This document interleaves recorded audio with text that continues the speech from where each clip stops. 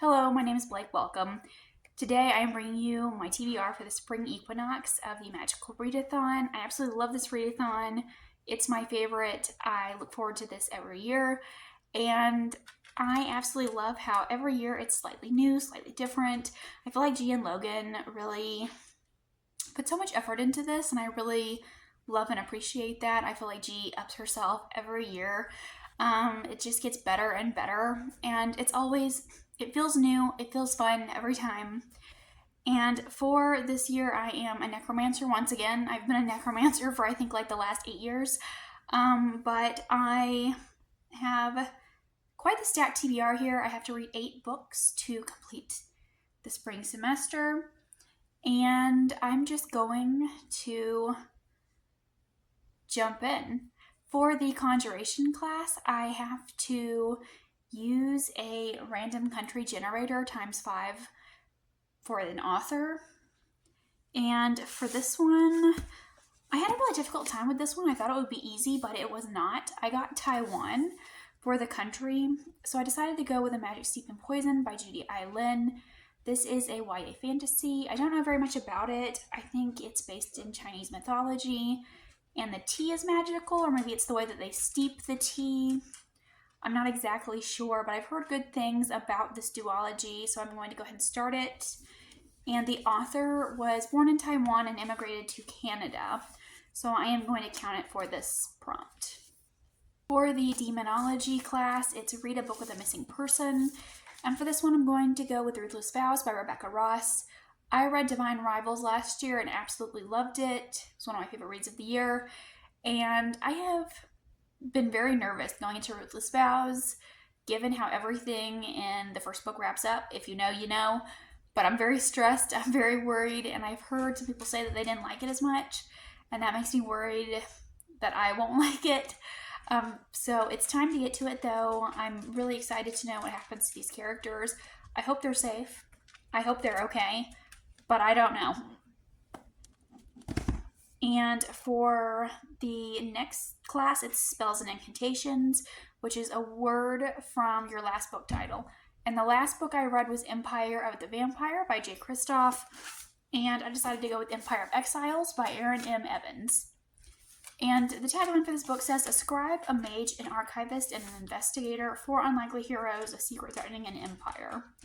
I haven't heard very many people talk about this. I know Alan from the Library of Alexandria did a review for this one. I really liked it. It sounds like it's something that would be right up my alley. I love archivists. I love scribes. And it seems like it's a nice, shorter epic fantasy, which I do really appreciate. And I do love the cover. I feel like we just need more scribes and archivists in fantasy, honestly, because I feel like we don't see them very often. And for the next prompt, it's Inscription. First sentence challenge, try 3 books and pick the best of those 3. I have 3 here that I'm very excited about. I chose all 3 of these from my physical TBR, and these are all books that I want to get to very soon. The first one I have is Howling Dark by Christopher Rocchio. Sorry, the sun, but I tried to escape the sun, and it looks like I'm not doing a good job. The first sentence for this one is darkness. That doesn't give me a lot to go on, just a one-word sentence there. I'm trying to think, did book 1 even end in darkness? I don't think so. So I don't know where that book is going. But yeah, I not too intrigued by that first sentence. Next I have For the Throne by Hannah Whitten. This is the sequel to For the Wolf. I think this is a Snow White retelling. And the first sentence reads, she couldn't sleep. Okay. Again, not a great first sentence. It's not pulling me in. And the last one here I have is The Great Library of Tomorrow. And this is a new release. It's one that I just picked up. I pre-ordered this one. I think it came out in November. I love the cover, and it's about, I believe, a mage. It takes place in a library, so I'm very intrigued by that. As a librarian, I do love a library setting. But the first sentence says, the ash blew like snow across the dried ocean bed. Okay, I feel like that gives me something to go off of. It's a great description of something. I love the imagery of it. Why is there ash? Why is the ocean bed empty? So I'm definitely more interested in this one just based off of the first sentence. So I will put this one in for this prompt. And the next prompt is lore. Read a book with a musical term in the title. And I had a really hard time with this one. I didn't think I would, but I read 3 books last year with song in the title or something related to music in the title. So I was like, that'll be a really easy prompt. But then it ended up not being one. So I have 2 options. I have put these on hold at the library. I don't know which one I'll get first, but whichever one I get first is the one that I'll read. And I have Tail Chaser Song by Tad Williams. I've been wanting to read Tad Williams for a long time, and I think it's told from the perspective of a cat. And I'm a major cat lover, so that sounds perfect. And I also have a Song of the Forever Rains. I don't know anything about this one. I believe it's a fantasy romance. But again, I don't know anything about it. I just saw it at the library and it had song in the title. And it was like one of the only ones I was kind of interested in, so I put that one as a hold as well. Next, I have Restoration, and that is read a book with greater than a 4-star average on Goodreads. And for this one, I have The Compendium of Lost Tales by Heather Fawcett.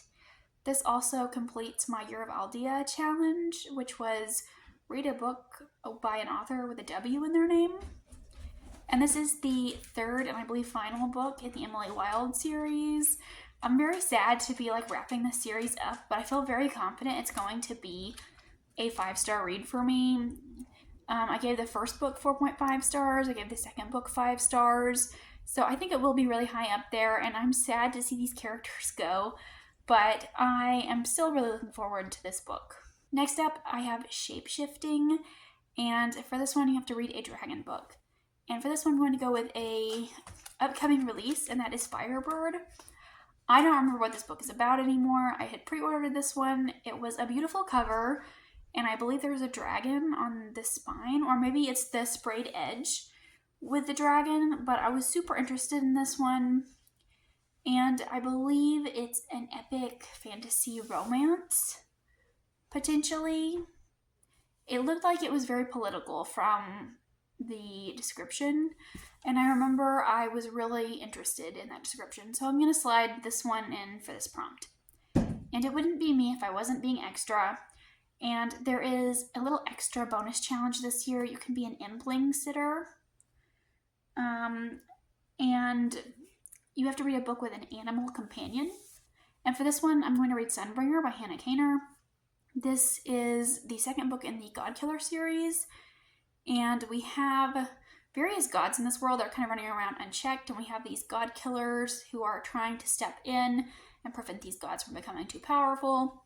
And we have a child that has been bonded to a god, and this is the god of white lies. And he like has the shape or the appearance of an animal. He's like a rabbit with, I think, feathers, and he's got deer antlers, just like a mashup of a bunch of animals. But like I think that will count as the animal companion prompt. He's like a very scary god, cute but scary.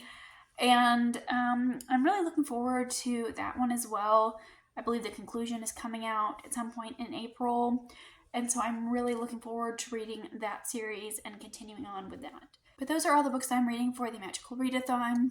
Let me know if you're participating. Let me know what you're reading. Let me know what career you're going for. I would love to know, and I'll see you again with another video soon. Thanks for watching. Bye.